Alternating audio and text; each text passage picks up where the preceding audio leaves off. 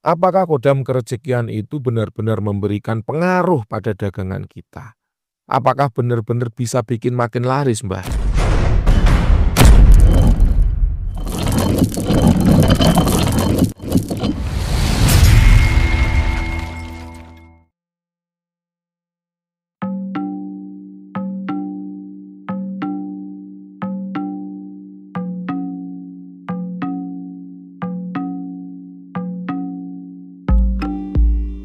Apakah kodam kerejekian itu benar-benar memberikan pengaruh pada dagangan kita?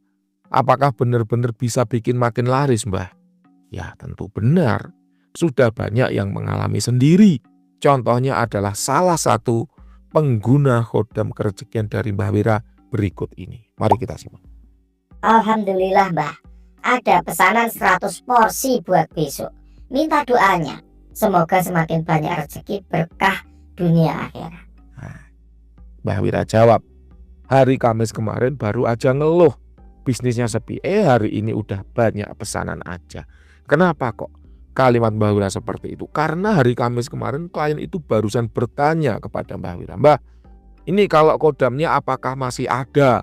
Takutnya mati pas saya suruh membersihkan tempat usaha. Karena memang tempat usaha ini sering kali dapat kiriman gaib dari kompetitor, dari orang-orang yang gak seneng, ditandai dengan sering bermunculan hewan-hewan atau serangga-serangga yang tidak lazim, serangga-serangga yang tidak ada sumbernya.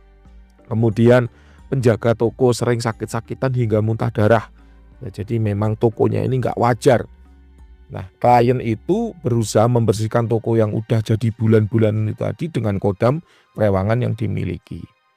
Nah, setelah disuruh membersihkan, kok tetap sepi, kok nggak ada perubahan, kok nggak seperti yang diiklankan Mbah Wira.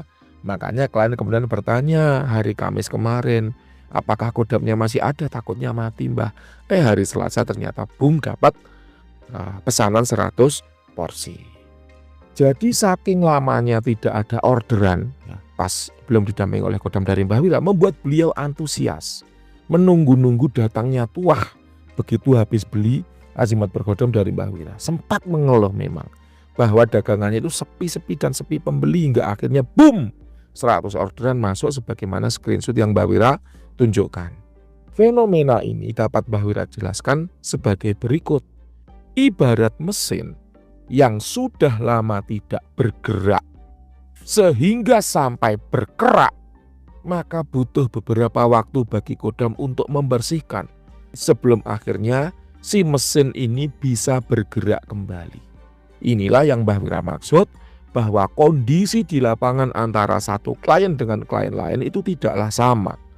Ada yang bisa cepat terasa, ada juga yang butuh sementara waktu untuk dikerjakan hingga tuahnya bisa dirasakan. Pada klien kali ini, ibarat tempat makan itu kotor dan bau kambing, maka bukan dilarisin dulu, melainkan dibersihkan dulu tempatnya. Sehingga kalau kemudian dilarisin, dibuat laris, banyak pembeli datang, mereka makan udah dengan nyaman. Ya bayangin kalau mereka makan terus tempatnya bau kambing, kan ya kapok. Beli sekali nggak balik lagi. Sama seperti warung yang viral. Misalnya dia jualan aneh-aneh, pisang kembung misalnya. Viral. Sistemnya nggak siap, stoknya nggak siap, pedagangnya nggak siap, alatnya nggak siap. Apa yang terjadi begitu banyak pembeli? Ya banyak yang antri, akhirnya menunggunya lama, nggak satset, nggak cepat dijualin, hingga akhirnya kapok, nggak mau balik lagi. Nah inilah efek kalau dilarisin tapi sistem atau tempat usahanya belum dipersiapkan.